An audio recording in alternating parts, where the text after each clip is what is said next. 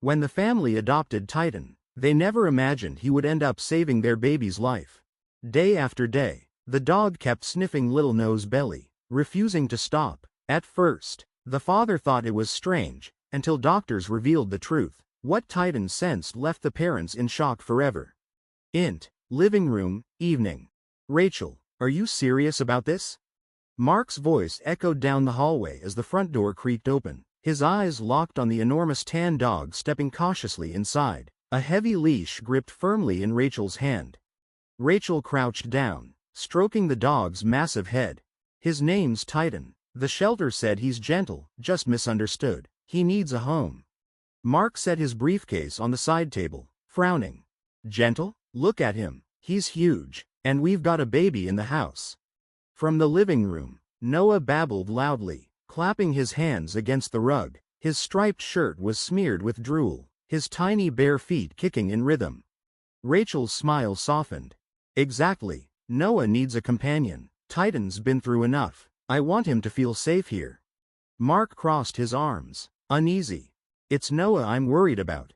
Rachel unclipped the leash. Titan's claws clicked lightly against the wood floor as he sniffed his way forward. His head lifted suddenly, ears twitching at the sound of Noah's laughter.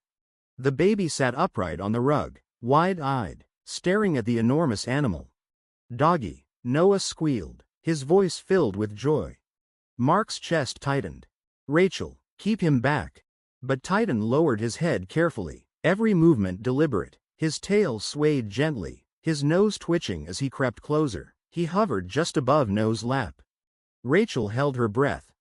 Titan sniffed once, then again, pressing his nose directly against Noah's striped shirt. Noah giggled, reaching out with both hands to grab at the dog's wrinkled forehead. He's too close, Mark muttered tensely. Rachel's whisper was calm, but her eyes flickered. He's being gentle, look. Titan let out a soft whine and lowered himself into a sit, his massive body forming a protective wall around the baby. His nose dipped again, firmly against Noah's belly. Mark's eyes narrowed. Why is he smelling him like that? Rachel shrugged, nervous. He's curious. New smells. Living room, next day. The following morning, it happened again. Noah sat on the rug, banging a plastic cup on the floor. Titan padded across the room and lowered his head, his nose pressed firmly against the baby's chest, then slid down to his belly. The baby laughed and tugged the dog's floppy ear. Titan stayed still, eyes locked, sniffing, refusing to move away. Mark leaned forward on the couch, his brow furrowed. Rachel, that's not normal. He keeps going to the same spot. Rachel tried to brush it off with a forced laugh. He's just bonding. Mark's tone sharpened.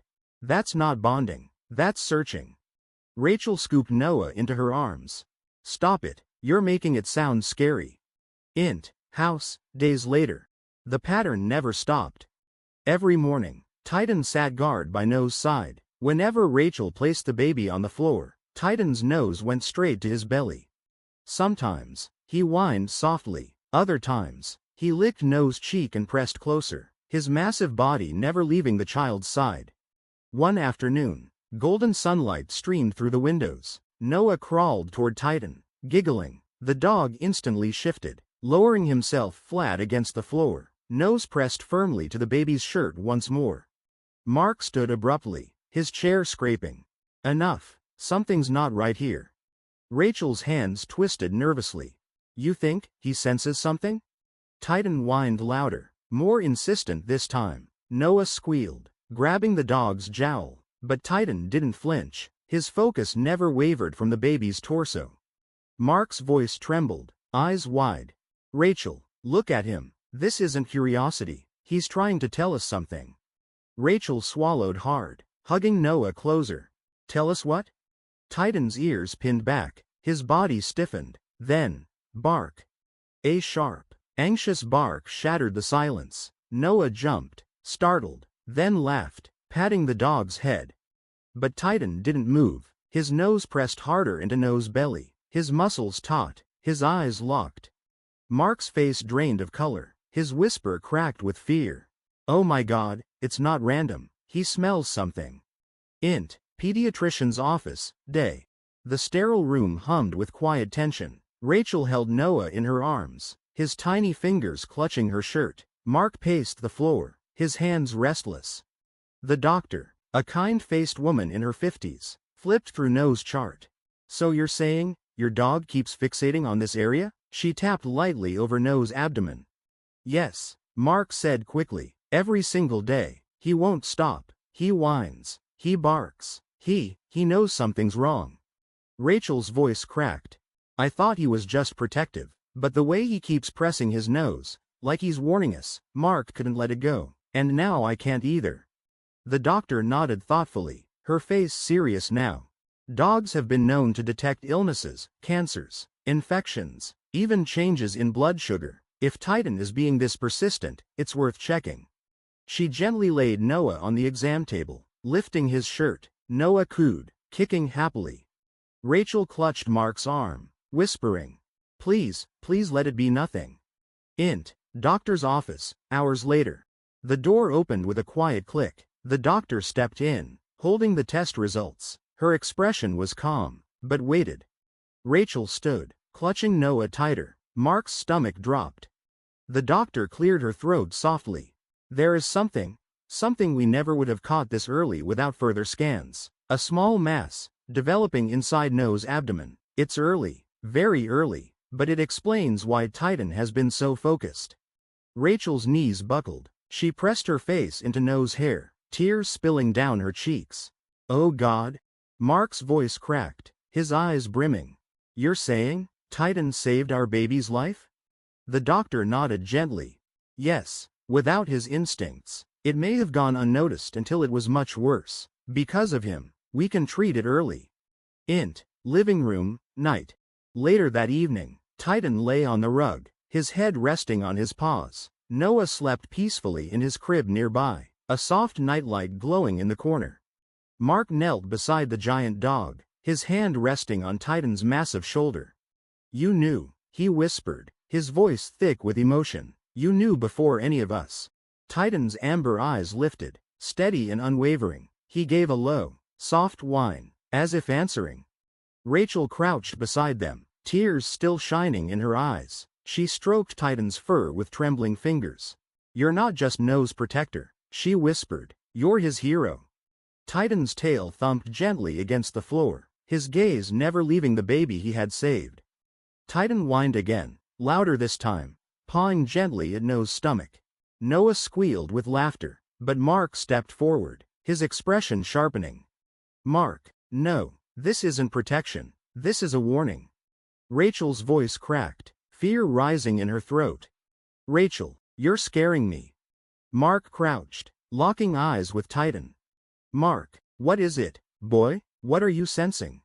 Titan growled softly, not at them, but at the silence in the air. He pressed his nose harder against Noah's belly. Mark stood abruptly. "Mark, we're not waiting. We're going to the hospital." Rachel gasped.